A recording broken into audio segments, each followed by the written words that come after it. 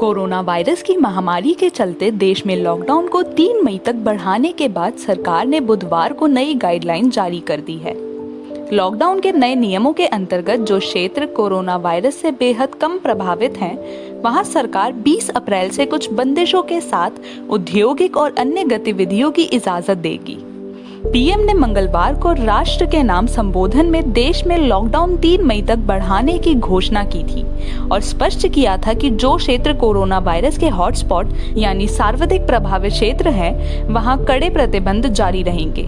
Guideline में यह भी स्पष्ट किया गया है कि 20 अप्रैल से किन गतिविधियों को इजाजत मिलेगी। अब बात करते हैं उन गतिविधियों की जिन्हें 20 अप्रैल से इजाजत मिलेगी।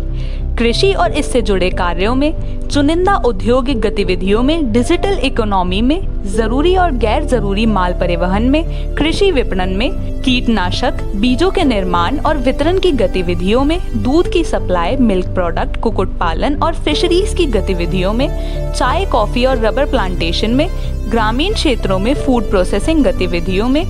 सड़क निर्माण, सिंचाई प्रोजेक्ट, ग्रामीण क्षेत्रों में बिल्डिंग और इंडस्ट्रियल प्रोजेक्ट में, मनरेगा के अंतर्गत कार्य खासकर सिंचाई और जल संरक्षण से जुड़े कामों में, आईटी हार्डवेयर निर्माण और जरूरी सामान की पैकेजिंग में, कोल, मिनरल और ऑयल प्रोडक्शन में, आरबीआई, बैंक, एटीएम, इंश्योरेंस कंपनियां आदि में, ई कॉमर्स, आईटी और डाटा व कॉल सेंटर्स में, ऑनलाइन टीचिंग और डिस्टेंस लर्निंग जैसी गतिविधियों में, स्वास्थ्य सेवाएं और सोशल सेक्टर में, केंद्र सरकार, राज्य सरकार और स्थानीय निकायों के कार्यालयों में। अब बात करते हैं उन गतिविधियों की जिन्हें 20 अप्रैल के बाद इजाजत नहीं मिलेगी। हवाई, सड़क और रेल यात्रा में, शैक्षिक और ट्रेनिंग इंस्टीट्यूट में, हॉस्पिटैलिटी सर्विस जैसे कि होटल आदि में, सिनेमा हॉल्स, थिएटर आदि में,